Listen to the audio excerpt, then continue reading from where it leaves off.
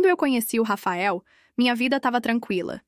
Eu trabalhava numa escola como auxiliar de creche aqui mesmo em São Bento do Cedro, uma cidadezinha pequena onde todo mundo se conhece.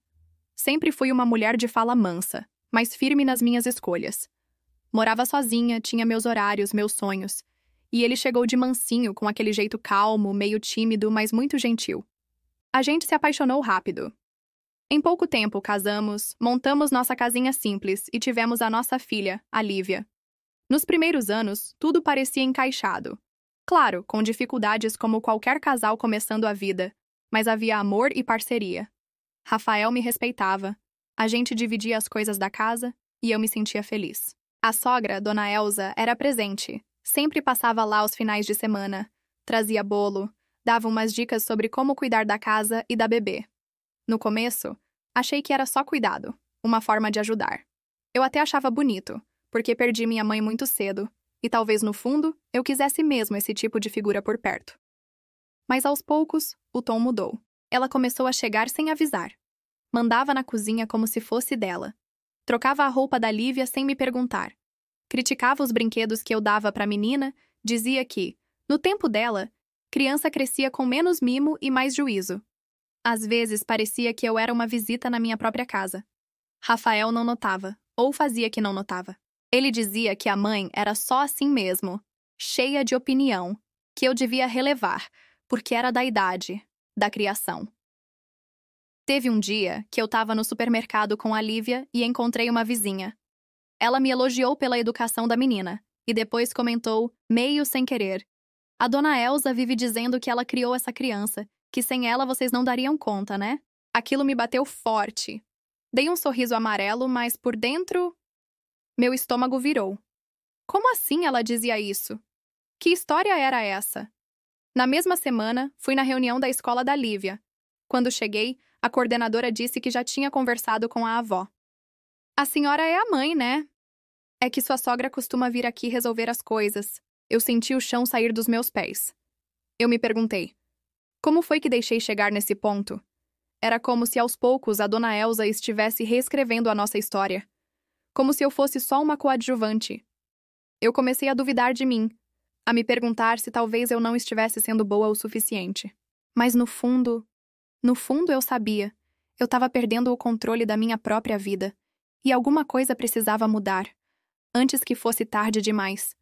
Depois daquele dia na escola, eu voltei para casa com um aperto no peito que não passava. Sabe quando a gente percebe que algo que parecia pequeno, inofensivo, já virou um problema gigante? Era isso. Eu me olhava no espelho e via uma mulher, cansada, apagada, como se eu tivesse me encolhido para caber dentro da casa que eu mesma ajudei a construir. Comecei a prestar mais atenção nos detalhes. Nas conversas da dona Elza com os outros, nos gestos dela com a Lívia, nos olhares que me dava quando eu tomava alguma decisão. Ela nunca era agressiva, nunca levantava a voz. Era tudo no jeito passivo, no comentário atravessado, na comparação sutil com a ex-namorada do Rafael, ou com as mães de verdade da época dela. E o pior, eu comecei a acreditar, comecei a achar que talvez ela estivesse certa, que talvez eu realmente fosse uma mãe atrapalhada, uma esposa meia-boca. Comecei a ceder mais ainda. Deixava ela decidir o cardápio do almoço. Entregava a responsabilidade das tarefas da Lívia, só para não ouvir crítica. E com isso, eu fui sumindo. Até que um dia eu cheguei mais cedo do trabalho. Abri a porta, sem fazer barulho, só para não acordar a Lívia, que costumava tirar um cochilo à tarde. Quando passei pela sala, ouvi a voz da minha sogra no quarto da minha filha. Ela estava penteando o cabelo da menina e dizia, num tom doce, mas firme: "Ah, vovó sempre cuidou de você, meu amor, porque a mamãe não sabe fazer essas coisas direito. Mas tá tudo bem, vovó tá aqui." Aquilo me congelou. Eu fiquei parada na porta, ouvindo, com o coração disparado. Não tive coragem de entrar. Só esperei ela sair e depois fiquei ali, sentada no chão, abraçada à Lívia, sentindo uma dor que eu nem sabia nomear. Não era raiva exatamente. Era um luto. Um luto pela mulher que eu era antes de deixar tudo isso acontecer. Pela mãe que eu estava tentando ser e que estavam apagando. Pela Juliana, que estava sendo empurrada pro canto, enquanto alguém recontava a minha história com outra caneta. Naquela noite, eu não dormi. Fiquei ali deitada, olhando para o teto, lembrando de cada vez que me calei para evitar um conflito. Cada vez que deixei de me impor para não parecer ingrata.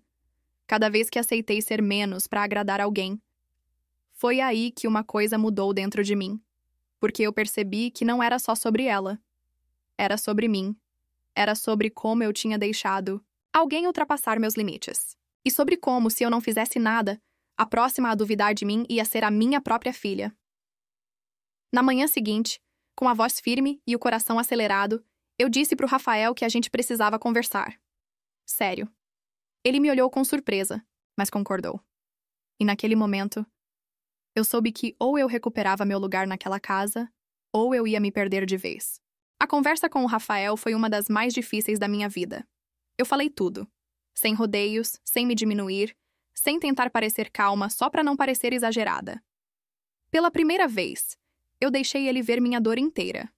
Contei o que tinha, ouvido a mãe dele dizer para nossa filha, falei de como me sentia cada vez mais apagada dentro da nossa casa, de como era sufocante ser tratada como se eu fosse incapaz. E pior, como se eu fosse invisível. Ele ficou em silêncio um tempo. Me ouviu. E no final, ele respirou fundo e disse: Eu nunca percebi que era assim. Eu achei que você estava bem. Que era só o jeito da minha mãe. Aquela frase me cortou de um jeito estranho. Porque era isso. Eu fingi por tanto tempo estar bem, que ele nem notava mais. E isso me fez entender que parte da responsabilidade também era minha. Não por tudo que aconteceu, mas por ter deixado passar. Por não ter imposto limites antes. Nos dias seguintes, Rafael conversou com a mãe dele. Não, sei exatamente como foi. Porque ele preferiu resolver sem minha presença. Mas o que importa é que depois disso, Dona Elza mudou. Ela parou de aparecer sem avisar. Não opinava mais como antes. Chegava, perguntava antes de fazer qualquer coisa, e mesmo assim, já vinha com menos frequência. No começo, parecia só um afastamento orgulhoso. Mas aos poucos o clima foi mudando, e eu comecei a reencontrar a Juliana que eu tinha deixado para trás. Voltei a fazer minhas caminhadas de manhã, retomei um curso online de psicopedagogia que eu tinha abandonado, e, talvez o mais importante, comecei a me sentir dona da minha casa de novo. Passei a tomar decisões com mais segurança. Dizia, não sem culpa. Quando a Lívia me perguntava algo e vinha com, mas a vovó falou que, eu sorria e respondia, a mamãe pensa diferente, e tá tudo bem. Comecei a mostrar para minha filha que o espaço de uma mulher se constrói com presença firme, não com silêncio e aceitação.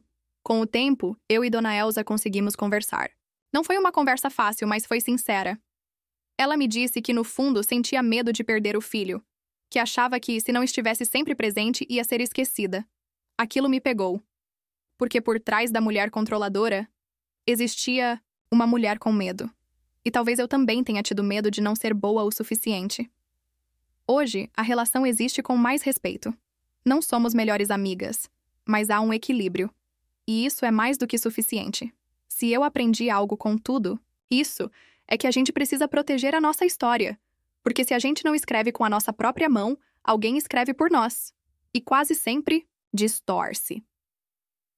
Se você sentiu alguma coisa com esse meu relato, se essa história tocou seu coração de alguma forma, eu te convido a se inscrever aqui no canal e deixar seu like.